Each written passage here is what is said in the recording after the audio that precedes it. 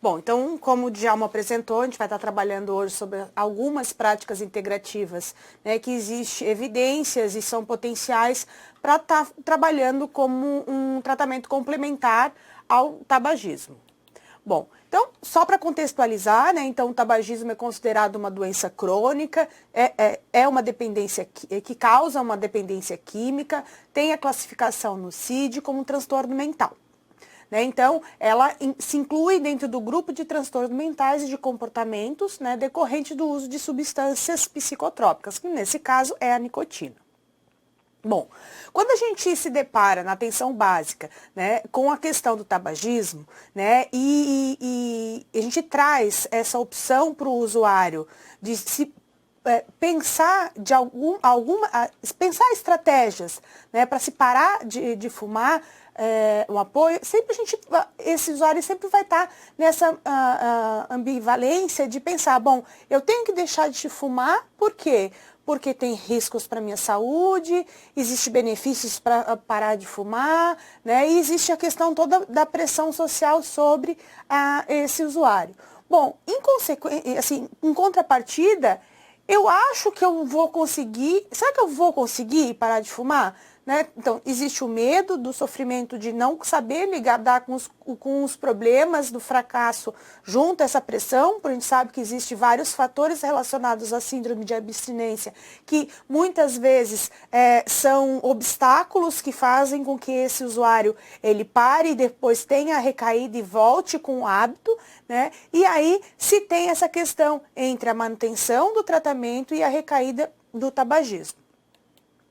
E aí, o Ministério da Saúde, junto com o INCA, né, ele lança o Programa Nacional de Controle do Tabagismo, que tem esse objetivo de pensar estratégias de prevenir, né, a iniciação do tabagismo em crianças e em adolescentes e também trazer ações voltadas para aquelas pessoas que já são usuários do tabaco, né, para que eles sejam estimulados a parar de fumar. E esse programa, ele se configura em encontros, né, que se compõem em 4 sessões, cada sessão ela utiliza a abordagem cognitiva comportamental como eixo principal na discussão e no apoio a esses usuários, onde em cada sessão a gente tem uma temática. A primeira sessão eu vou estar trabalhando com o usuário por que fuma, né, e como isso afeta a saúde dele. Na segunda sessão, então, a gente vai pensar os primeiros dias sem fumar. Na terceira sessão, eu vou discutir como vencer os obstáculos e para permanecer sem fumar. E na quarta e última sessão, os benefícios obtidos após parar de fumar. E aí, essa dinâmica, que é uma dinâmica de intervenção grupal, né, ela se configura um grupo fechado, onde todo mundo né, começa, tem um incentivo, mas existem várias iniciativas hoje que já se traz a possibilidade de se tornar esse grupo aberto, né? Independente da sessão que esteja, os usuários entram e são convidados a depois recomeçar o grupo da primeira à quarta sessão, para a gente não se perder o fluxo, né? E o momento da motivação daquele usuário. E aí, a portaria 571 de 2013, ela traz os principais tratamentos recomendados para a pessoa tabagista, né, que consta com avaliação clínica, a abordagem cognitiva comportamental, né, que inclui a abordagem mínima ou intensiva, individual e em grupo, e as terapias medicamentosas, se necessárias, que a gente já conhece, que trata da terapia de reposição de nicotina ou a inserção, né, a administração da bupropiona. Bom, e as práticas integrativas, elas têm sido recomendadas pelas diretrizes para a cessação de tabagismo da Associação Brasileira de Pneumologia. Então, nesse documento, escrito em 2008, ele traz a recomendação de algumas práticas integrativas no tratamento de tabagismo. Nós não vamos conseguir aqui exemplificar todas as práticas, mas eu tentei de uma forma mais resumida, sistematizada, trazer aquelas práticas que a gente encontra algum grau de evidência, e aí a gente fez um recorte nas práticas integrativas, buscando a questão do manejo das queixas de ansiedade, que é um dos pontos que leva à recaída e traz esse desconforto ao tabagista, principalmente nessa fase de síndrome de abstinência da nicotina, e aí a gente pode pensar vários recursos terapêuticos, né, antes da gente tá recomendando o medicamento psicotrópico.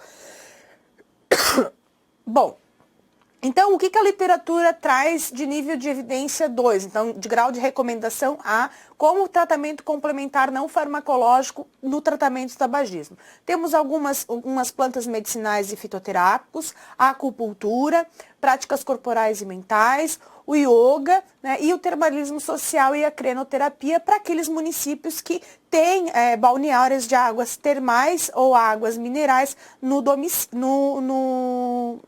município. Bom, então vamos trazer alguns exemplos, então vamos exemplificar o uso, né, das plantas medicinais e a fitoterapia, então como tratamento complementar do tabagismo. Como que nós, profissionais da atenção básica, né, sendo profissionais da estratégia de saúde da família ou profissionais no NASF, podem apoiar os grupos de tabagismo e trazer outros recursos terapêuticos além do que é convencional, que está determinado, né, e em consenso nos roteiros e nos manuais de orientação do Ministério da Saúde. Então, uma prática integrativa, então, que a gente pode exemplificar, que pode complementar o tratamento do tabagismo, ou em consultório, né, ou junto às sessões, né, do grupo, por meio da prescrição ou por meio da orientação para o uso, são incrementar plantas e fitoterápicos que possam atuar no sistema nervoso central,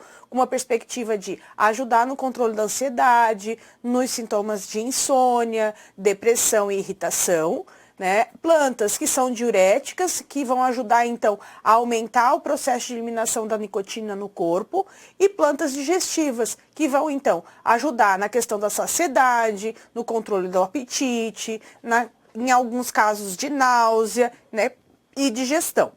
Essas plantas, elas podem ser consultadas tanto na Resolução 10 de 2010, que existe o anexo 1 que lista várias plantas medicinais que podem ser utilizadas no contexto da atenção básica, onde você vai encontrar nome científico, modo de uso, recomendações, precauções, contraindicações. E o formulário terapêutico fitoterápico, que saiu agora em 2016, né, que também é um material rico de informações e onde consta alguns estudos clínicos e estudos farmacológicos que vão então embasar essa seleção de plantas. Aqui a gente trouxe alguns exemplos. Vamos supor, a primeira planta que poderia contribuir no tratamento complementar do tabagismo seria a camomila. Eu poderia estar recomendando o uso na forma de chá, né, na forma de infusão, na tintura ou na forma de cápsula de extrato seco. Então, cada forma farmacêutica tem uma forma de uso, né, e que vai poder estar sendo adaptada da melhor forma, né, e adesão a esse paciente. No caso da camomila, ele vai ajudar tanto nas dispepsias e na digestão, como na questão do controle da ansiedade e da insônia, por ser considerado um ansiolítico e um sedativo leve. O que a gente tem que cuidar? Né? Que a camomila, ela interfere na absorção do ferro e em caso de uso prolongado. Então, eu tenho que sempre recomendar que essa pessoa use no começo da manhã ou no final do dia, certo? E evite utilizar sempre nas principais refeições. E cuidar que ela tenha interações medicamentosas com anticoncepcionais, as estatinas e a varfarina. A segunda planta poderia ser um maracujá, né? Então, temos vários medicamentos fitoterápicos derivados do maracujá e associações que podem ser incrementadas no tratamento do tabagismo com essa perspectiva de adiar o máximo a entrada dos medicamentos psicotrópicos, né, como um recurso para estar controlando as síndromes de abstinência.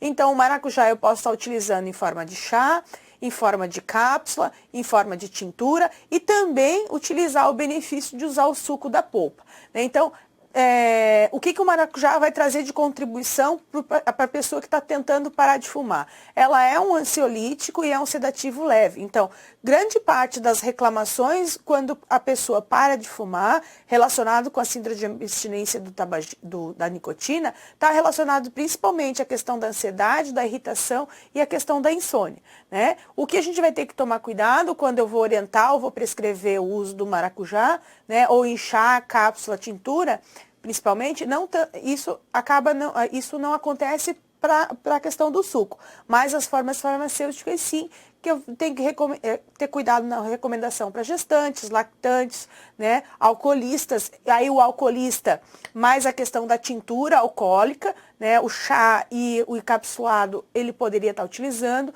diabéticos e pessoas que operam máquinas, né, e fazem uso de sedativo. Por questões de interações medicamentosas, né? Então, eles podem potencializar o efeito de algumas medicações do sistema nervoso central e também anticoagulantes. Bom, a outra planta, que também está descrita lá no Formulário Terapêutico Nacional, é a valeriana, né? Então, a valeriana é uma boa alternativa para questões relacionadas à insônia, principalmente associado à ansiedade, né? Então, a gente, durante a condução dos grupos, a gente percebe muitos pacientes reclamando, né, da questão da insônia, né, da questão da ansiedade, e que isso faz com que muitas vezes ele tenha recaída e volte a fazer uso do cigarro. E no caso da valeriana, eu posso estar utilizando ou em forma de tintura ou em forma de cápsula de extrato seco. Né? Então, o que a gente em relação à valeriana, né, é importante orientar o tempo de uso, né? É um fitoterápico isento de prescrição médica, mas eu preciso, né, fazer um tratamento onde eu vou estar trabalhando de 2 a 4 semanas, certo? De uso dessa planta e está orientando que muitas vezes o fitoterápico demora um pouquinho mais, né, a começar a ter o efeito do que o medicamento sintético. O que a gente tem que cuidar em relação à valeriana é que ela pode causar sonolência e também ter interações medicamentosas, principalmente aos benzodiazepínicos e medicamentos que atuam como depressores do sistema nervoso central. A cavalinha é um diurético, né? Existem estudos que falam que ela tem traços de nicotina na sua composição, por ser né? E isso pode contribuir na sensibilização e na desintoxicação da nicotina do corpo. Então, esse efeito diurético ele vai, então, contribuir na eliminação de substâncias tóxicas, no caso do tabagismo, a eliminação, né, da nicotina. E posso também estar utilizando ela em forma de chá, em forma de cápsula ou em forma de tintura. Então, dependendo da adesão, né, e do interesse do usuário, você vai ter usuários que gostam e acham interessante o uso do chá, né? E aí o uso do chá, de repente, ele pode estar associando a questão da dependência física, né? Então, naquele momento que a pessoa sente a vontade de fumar e vai fazer o movimento de levar o cigarro na boca, ele pode ir lá, fazer o chazinho e fazer o mesmo movimento e fazer o uso do chazinho. Bom, o que a gente tem que cuidar em relação à cavalinha? É que eu não posso estar utilizando ela em períodos muito longos, né? Então, sempre entre 2 a 4 semanas, porque ela diminui os níveis de vitamina B1 e também pode ocasionar perda de potássio, certo? A outra planta é o hipérico, essa planta já é sob prescrição médica, é um medicamento fitoterápico que vai agir nos estados leves e moderados de depressão, certo? Você vai poder prescrever ele em forma de tintura ou em forma de cápsula de extrato seco, em 300 miligramas, e vai estar recomendando o uso 3 vezes ao dia por 2 a 4 semanas, né, de tratamento e sempre observando o efeito terapêutico. O que são os cuidados em relação a esse medicamento fitoterápico? Recomendar que a pessoa não se exponha ao sol, porque o hipérico ele é causa irritação, manchas na pele, né? Pode induzir manchas na pele. Cuidados com pessoas que operam máquinas e veículos, e é contraindicado para gestantes, lactantes e pessoas que fazem uso de medicamento contínuo. Isso se dá porque ele pode induzir o citocromo P450 e isso, né, está interferindo com alguns medicamentos, principalmente anticoncepcionais, digoxina, né, anticoagulantes e alguns antivirais. Bom, outras práticas que a gente pode estar incrementando com a fitoterapia seriam ações educativas, né, de contato com o meio ambiente, né, ou palestras educativas que falem sobre as plantas medicinais e ajudem, né, essa aproximação recíproca entre o profissional e o tabagista nos grupos. E essa conversa sobre as plantas medicinais, né, muitas vezes vai ajudar a criar alianças, aumentar a participação, né, e ser uma ferramenta de educação em saúde. Muitas vezes esse espaço, né, de a gente conversar com plantas medicinais pode ser sim uma ferramenta mediadora para a educação popular e promoção de saúde e ser um potencial indutor para que aquela pessoa ela se motive, né, a fazer mudanças de hábitos de vida. E nessa simples conversa sobre o uso de plantas medicinais nesse contexto comunitário, a gente pode então fortalecer essa interação com o usuário e aí então tá cada vez mais apoiando ele no processo de cessação de fumar, né? Então aqui a gente tem alguns exemplos, né, vamos pôr o exemplo de Presidente Castelo Branco, que tem um viveiro de plantas medicinais, tem a horta comunitária no município e utiliza esse espaço para para trazer pessoas, né, e esclarecer, de repente, fazer troca de muda. Então eu estou lá no grupo, falo da planta, essa pessoa vem no viveiro, busca a planta, tem contato com o meio ambiente, né? Então faz outras atividades que envolvam ele para ter esse controle da ansiedade, dessa irritação. Então a gente sabe que o contato com o meio ambiente também traz tranquilidade, também traz equilíbrio emocional para a pessoa. Então, além de estar consumindo o fitoterápico, eu posso estar promovendo espaços interessantes, né, para que essas pessoas elas também se motivem a pensar em outras estratégias de promoção de saúde. Bom, outras práticas que podem estar sendo utilizadas, né, nos grupos de tabagismo ou no consultório são as práticas da medicina tradicional chinesa, que são a acupuntura, a auriculoterapia e práticas corporais e mentais. A acupuntura, né, é uma técnica de formação de nível superior e eu preciso ter um profissional da saúde que seja especialista em acupuntura. E a partir vamos supor que eu tenho um fisioterapeuta, um farmacêutico, um enfermeiro, um médico, né, um educador físico, né, um nutricionista, acupunturista na rede. Esse profissional pode estar ensinando as técnicas, né, e fazendo o manejo através da automassagem, né, através da capacitação da equipe para estar aplicando a auriculoterapia, ou está sendo convidado esse profissional com essa especialidade específica para estar trazendo essas práticas para dentro do grupo. Aqui nessa web palestra, a gente trouxe alguns pontos simples, de localização simples, que podem ser automassageados, certo? Pelo próprio paciente, e a partir dessa nossa discussão, vocês podem estar implementando isso no grupo, né? Então, vamos falar um pouquinho da auriculoterapia, né? Então, a auriculoterapia é uma prática da medicina tradicional chinesa, certo? Que tem a finalidade de estimular pontos no pavilhão da orelha, certo? Com a finalidade de estar promovendo ações terapêuticas, né, no usuário. No caso do tabagismo, essa prática, ela contribui, certo? Pode ser aplicada em todas as sessões dos grupos do tabagismo, com a finalidade de estar controlando as síndromes, né, os sintomas relacionados à síndrome de abstinência. Por exemplo, ansiedade, irritação, insônia, ou também pacientes que tenham depressão, né, e alguma dor, né, crônica. Eu posso também estar utilizando da auriculoterapia como um recurso complementar nos grupos de tabagismo. Então, a gente sugere que a auriculoterapia seja ofertada durante todas as sessões, né, por um profissional capacitado. E os principais pontos que a gente pode estar utilizando são esses que a gente expõe aqui na tela, né? Então, o Shenmen, o rinho simpático, né, que ficam na parte superior do pavilhão auditivo, do pavilhão da orelha, né, o estômago, boca, pulmão e ansiedade. Bom, Gisele, mas eu não sou auriculoterapeuta, né?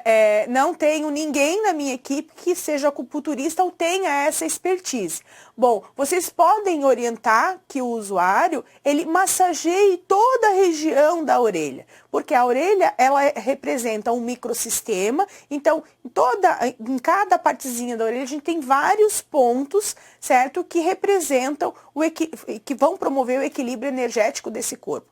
Então, se o caso eu não sei fazer a localização, mas eu tenho interesse de trazer esse conhecimento para dentro do grupo e contribuir para isso, eu posso ensinar com que o paciente massageie essas áreas, né, que a gente está mostrando aqui no desenho. Em relação às práticas, né, da medicina tradicional chinesa, a acupuntura é uma delas, certo? A gente pode estar ofertando a acupuntura com agulhamento ou sem agulhamento. Hoje a gente tem várias técnicas utilizando a acupuntura, né, que é a estimulação dos pontos de acupuntura sem o agulhamento. Então, eu posso fazer por automassagem, que é o do Yin, ou o Shiatsu, que é a aplicação, né, a massagem nos pontos de acupuntura. Eu posso estar fazendo por fitoestimulação, posso estar utilizando esferas de silício, que é o stipper, posso estar utilizando a estimulação com magneto, posso estimular os pontos utilizando cristais, esferas, né? Então, tem N formas de a gente poder estimular os pontos de acupuntura e trazer esse benefício na prevenção de doenças ou no tratamento. Bom, no caso da acupuntura por agulhamento, a gente sugere que seja feito no consultório e com agendamento individualizado com data e horário, certo? Então, nos grupos, a gente pode estar levantando a necessidade de quais pacientes estão com quadros de início de depressão, ansiedade crônica que não está conseguindo ser controlados com os recursos que a gente propôs oferecer nas sessões sessões de discussões dos grupos de tabagismo. Então, está ofertando essa outra técnica, certo, por um profissional habilitado, para poder, então, estar sendo feito numa data e horário agendado. Então, esses pontos a gente já vai estar mostrando para vocês em seguida. Só quero falar antes da automassagem, que é a estimulação dos pontos de acupuntura, certo? Pelo próprio paciente e que pode ser ofertado durante todas as sessões. Então, a gente pode aprender esses pontos, certo? Que são pontos que vão ajudar com que essa pessoa fique mais calma, né? Ajudar com que o organismo entre em equilíbrio e aumente a eliminação das substâncias tóxicas e trazer todo esse equilíbrio energético para sustentar e ajudar com que essa pessoa ela se mantenha, né, na decisão de parar de fumar. Então, aqui a gente vai estar exemplificando alguns pontos para vocês. Exemplificando alguns pontos para vocês que vocês podem estar praticando aí. De repente, a gente pode agora, né, eu vou falar dos pontos, falar da localização dos pontos, e vocês podem, então, estar tentando, aí no município agora, durante a web, estar localizando esses pontos. Então, o primeiro ponto, que é o C7, ele vai ficar na lateral da mão, certo? Aqui na lateral do dedinho mingo, bem aqui entre a articulação da mão, né, nessa linha que a gente tem aqui do pulso. Então, aqui no finalzinho da linha do pulso, bem na direção do meu dedo mindinho, eu tenho um com, né, um poço, um buraquinho, a gente pode dizer, que se localiza o meu ponto C7, certo? Então, o ponto C7 é o ponto 7 do coração, ele acalma a mente, ele melhora a circulação, ele traz calma e controla a ansiedade, junto com o ponto CS7, que é o mestre do coração. Então, o mestre do coração, ou circulação, sexualidade, né, ele fica bem no meio do meu pulso, certo? Bem localizadinho naquele ponto que a gente, quando é criança, fala abrir o pulso, né? Que a gente já fica com a mão dolorida, certo? E fica bem nessa localização do meio do meu pulso, certo? E na outra extremidade, bem na linha do meu dedo polegar, certo? Entre a articulação da mão e do pulso, eu tenho o ponto pulmão P9. Então, esses 3 pontos representam a linha da calma. Então, eu posso estar orientando que o paciente, ele massageie por 1 minutinho, né, o ponto C7 e o ponto CS7 num sentido anti-horário, certo? Então, para a gente sedar e trazer essa calma, né, esse controle da ansiedade. Então, anti-horário C7 e anti-horário CS7. E o pontinho P9 para melhorar a questão da respiração, né? Ajudar com que o pulmão, a energia do pulmão ele seja fortalecido, eu vou fazer um movimento de sentido horário, para a gente estar tonificando a energia do pulmão, certo? Bom, se o paciente não tem a paciência de estimular por 1 minuto, os pontos da mão direita e depois os pontos da mão esquerda, certo? Eu posso orientar que ele esfregue o pulso, né, num movimento de vai e vem. Então, esfrega por 1 minuto o pulso esquerdo, esfrega por 1 minuto o pulso direito. Depois eu vou orientar ele a fazer a massagem no ponto IG4, que ele fica bem nesse Vzinho, onde eu tenho o indicador e o polegar, nessa área mais gordinha, certo? Que eu posso fazer a massagem, né, sentido horário. E o P7, que fica bem abaixo na lateral da mão, né, que também fazem esse benefício de ajudar esse processo de desintoxicação. Então, é um conjunto de 5 pontos, né, que eu posso estar orientando o meu paciente nessa perspectiva de ajudar ele nesse processo, né, da síndrome de abstinência relacionado ao tabagismo. Bom, outras técnicas que podem ser ofertadas. Então, eu posso pensar em práticas corporais e mentais relacionadas à medicina tradicional chinesa ou não. Aqui a gente traz 3 técnicas, né, que podem ser implementadas desde que eu tenha algum profissional que tenha a capacitação ou que recebeu o treinamento para essas técnicas, que seria o King Kong, que são compostos de movimentos relacionados à respiração, buscando esse equilíbrio entre corpo e mente.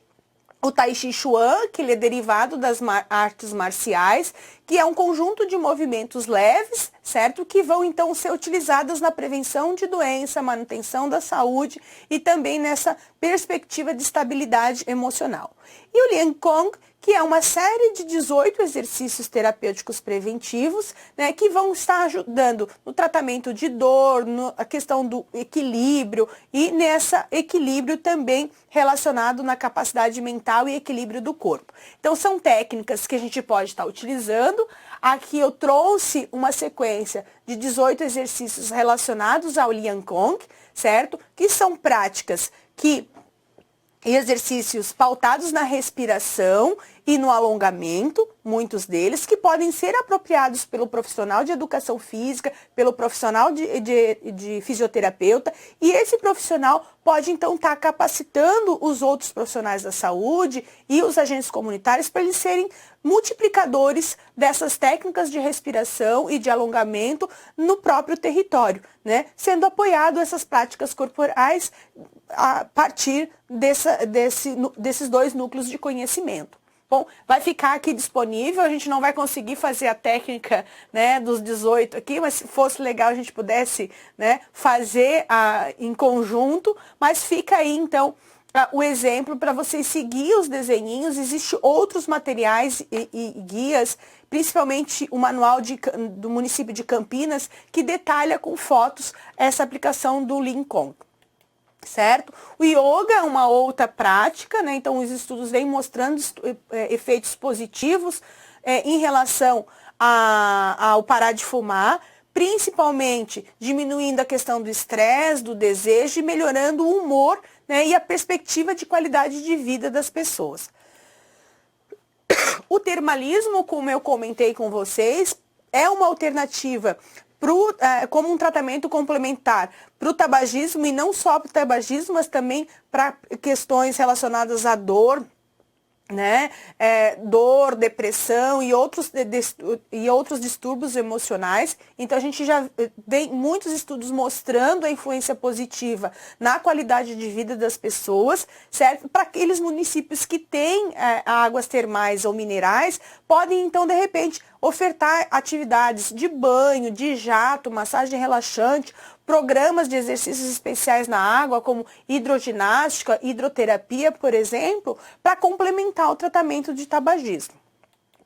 Certo? Então, a gente pode perceber que as águas termais têm uma ampla indicação terapêutica, doenças cutâneas, doenças endócrinas, problemas circulatórios, problemas nefrourinários, para os problemas, patologias do sistema respiratório, digestivo, doenças reumatológicas, né? Então, para recuperação e para o sistema nervoso central. E as possibilidades de uso das águas termais relacionadas ao tratamento do tabagismo, ela pode ser desde a ingestão da água termal ou da água mineral, né? Então recomenda-se que os pacientes que estão em processo de cessação de fumar, eles façam a ingestão de 2 litros de água, principalmente de águas ricas em bromo e lítio. Por quê? Essas águas minerais, né, e termais ricas em bromo e lítio são águas que vão ter uma melhor ação em relação à insônia, ao nervosismo e desequilíbrios emocionais. Mas eu também posso ofertar outros serviços relacionados à balneoterapia, que é os banhos em água termal, né, em água mineral, a termoterapia, que está relacionado com a temperatura da água termal, a hidroginástica ou a ventiloterapia, que é a aspiração, né, da água termal, de repente, em sauna ou aparelhos próprios para fazer esse tipo de técnica, né? Então vão estar sempre relacionados com os lugares, hotéis, né, que ofertam esse tipo de terapias relacionadas às águas termais, que o município pode, de repente, fazer um convênio e poder estar ofertando para essas pessoas. A água termal, né, e a água mineral, então, vão produzir essa sensação de bem-estar, melhoria da autoconfiança, da respiração e do equilíbrio. Então, é uma prática que a gente pode também pensar na oferta.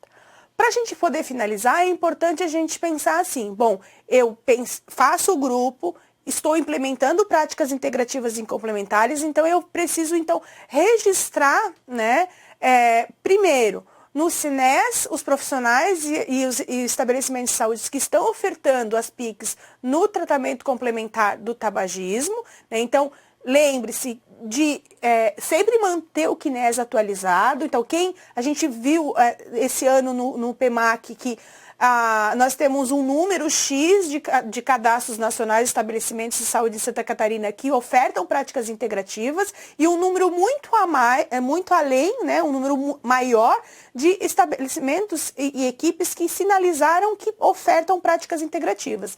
Então, é importante a gente manter esse cadastro atualizado, porque é por ele que o Ministério da Saúde vai fazer previsão de orçamento, editais e financiamentos de projetos que a gente tem, né, e oferta no nosso município.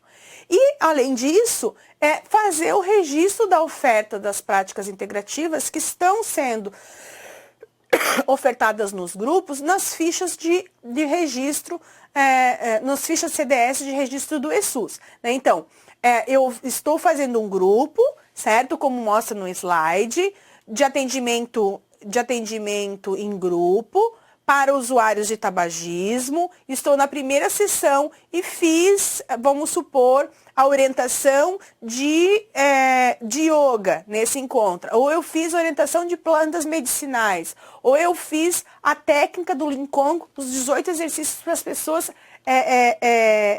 aprender a respirar, né, e ter esse benefício no controle da ansiedade. Então, eu vou estar registrando essa produção na ficha de atividade coletiva.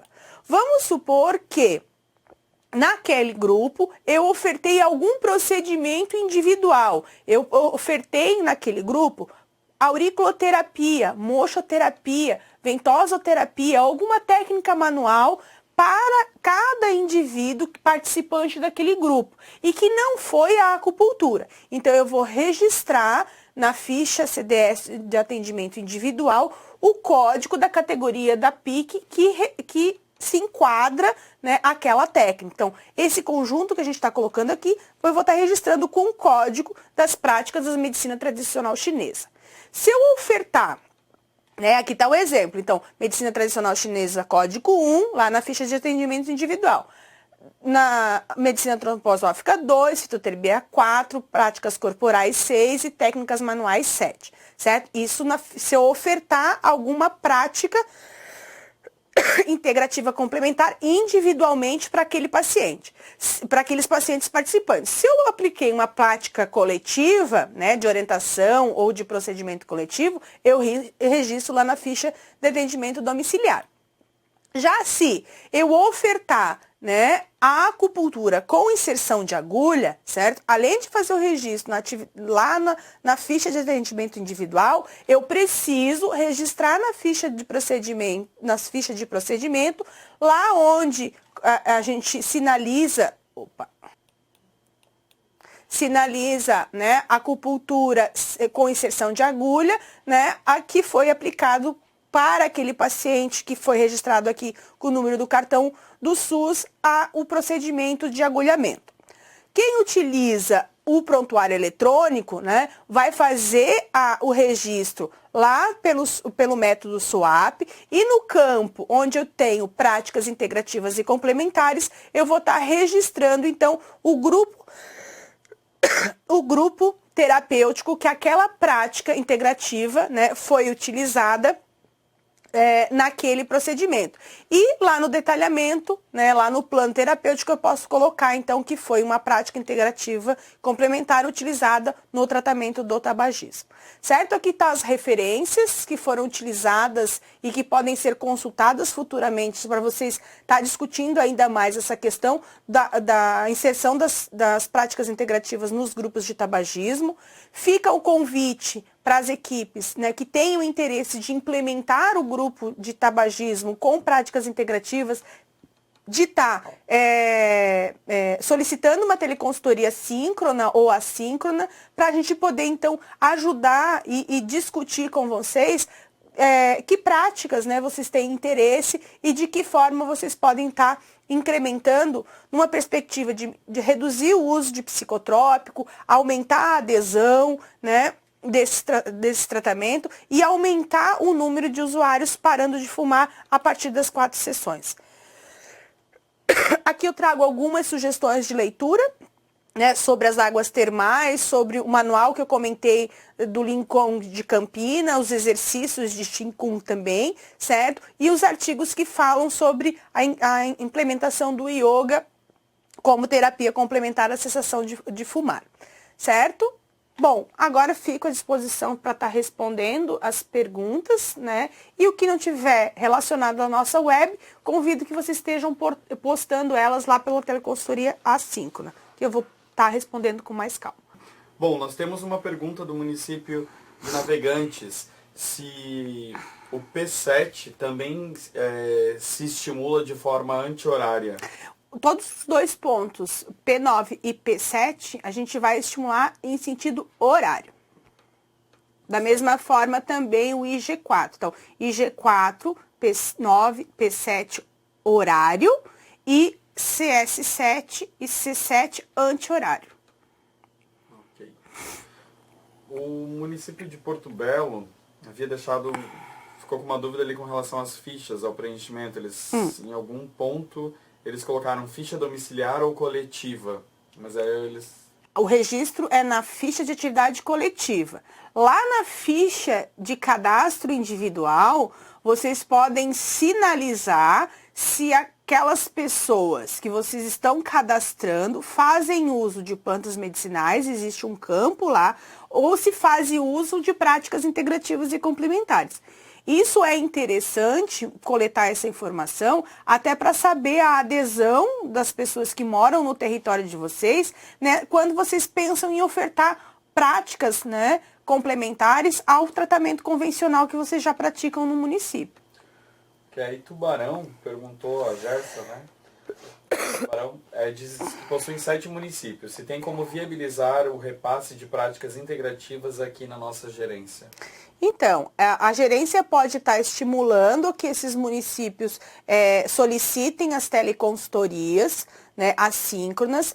A gente já pode até fazer num mesmo encontro, até para trocar experiências de realidades distintas, né? Então, o que eu oriento as Gersas é que, então, sensibilizem, né, e divulguem que o Telesaúde pode estar apoiando nesse processo de implantação de práticas integrativas, não só para o tabagismo, mas para outras questões relacionadas à prevenção de doença e promoção de saúde, certo? E aí cada município pode se organizar e estar contextualizando, né, solicitando e contextualizando em que área que ele quer implementar as práticas integrativas no dia da reunião de equipe. Então, basta só orientar o município a entrar no portal do Telesaúde, fazer a solicitação de teleconsultoria síncrona no dia e data da reunião de equipe, né, de cada município. E aí a gente vai estar disponibilizando o teleconsultor para fazer essa discussão com o município.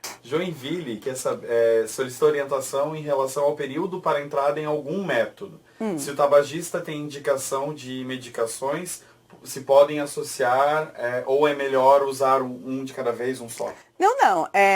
Você pode fazer a orientação mista, certo? Vamos supor assim, você pode organizar um grupo com automassagem, auriculoterapia e acupuntura, e também esse paciente está utilizando o adesivo de nicotina, certo? E de repente que foi feita a avaliação clínica e o médico viu que mesmo com a automassagem ou com a aurículo ou com as plantas, precisou fazer entrada com a bupropiona. O que vai ter que pensar é assim, bom, eu estou utilizando outras práticas complementares. Será que eu preciso utilizar a dosagem máxima da bupropiona ou eu posso utilizar uma dosagem reduzida, né, e para somar com as ações que as práticas integrativas, né, que eu escolhi esteja associado. O que a gente vai ter que cuidar é quando a gente faz a opção de prescrever um fitoterápico e a pessoa está utilizando o psicotrópico junto, né? Então, vamos supor, o hipéricum, ele é interessante utilizar como uma alternativa à bupropiona. Ou eu uso o hipérico ou eu uso a ibupropiona, porque os dois juntos um vai potencializar o outro e a gente pode ter casos de insônia, né, da pessoa, a gente potencializar o uso, potencializar a concentração do benzodiazepínico no organismo. As outras práticas que a gente citou, a automassagem, a aurículo, o termalismo, né, as práticas corporais podem todas ser utilizadas de forma complementar, concomitantemente com os recursos terapêuticos que estão preconizados lá na portaria, né, de tratamento para o tabagismo. Benedito Novo, por que muitas pessoas, depois de tratar e deixar do fumo, ainda retornam a fumar? Eles retornam a fumar pela questão da recaída, né? Então, assim, muitos retornam a fumar porque não conseguem vencer os obstáculos da síndrome de abstinência, né? Então, às vezes, familiares boicotam, às vezes os amigos boicotam, às vezes a permanência naquele ambiente que faz com que ele lembre do prazer de fumar, faz com que o corpo peça e ele não aguenta, né, essas questões sociais e acabam voltando a fumar. Então, por isso que é importante a gente ofertar os 4 em encontros, né, de acompanhamento do tabagismo e sistematizar, pelo menos de 15 em 15 dias ou uma vez por mês, os grupos de manutenção. Então, grupos abertos que essas pessoas que se sintam, né, nesse desafio ou nesse obstáculo de recair e voltar, ou recair e voltar ao dobro de fumar, tenham esse apoio continuado. Então, que a gente sempre tenha as portas abertas da equipe, mesmo que ele já participou das 4 sessões, mas que ele se sinta à vontade de, se precisar, retornar a fazer o grupo para ele se manter, né, decidido em parar de fumar. Né? Então, isso acontece, né? E acontece muitas vezes de você chegar na 4ª sessão, aquela pessoa não ter parado de fumar, mas você ter conseguido, junto com ele, de repente, estabelecer uma meta e ele ter reduzido 50% do que ele, né? Então, de repente, em 4 sessões ele não pare e ele vai levar 2, 3 meses para parar de fumar. Então, essas questões são muito particulares de indivíduo para indivíduo e as práticas integrativas vêm para trazer esse complementar e trazer essa contribuição de fortalecer esse indivíduo para ele não voltar, não ter as recaídas. Tem uma pergunta de Blumenau aqui, que alguns voltam a fumar e voltam a querer participar dos grupos e tomar novamente BUP. BUP é bupropiona. Né? Então, assim, Isso é coerente? Isso. Não, isso é coerente. Muitas vezes a pessoa larga uma dependência e cria outra. Né? Então, por isso que a gente discutiu isso de tentar resguardar ao máximo a entrada do psicotrópico, que é a bupropiona. Então, muitas vezes aquele paciente, ele volta, para de fumar, acaba não querendo deixar de tomar a bupropiona, porque sente o medo de ter a recaída, né? E aí acaba sofrendo a dependência do psicotrópico. Então, isso é comum, certo? Então, eles acabam, às vezes, querendo voltar a participar do grupo. Eu não vejo problema, né? Eu acho que a gente tem que ter a porta aberta. E mesmo que esse paciente volte para o grupo porque quer voltar a tomar medicação, é importante que a equipe avalie, o médico avalie as necessidades clínicas desse paciente de permanecer o uso desse psicotrópico e no grupo, de repente, trazer essas outras práticas de autocuidado que ele pode estar ele sozinho fazendo em casa e que minimize o máximo essa dependência do psicotrópico que pode acontecer, vir, né, num processo subsequente de parar de fumar.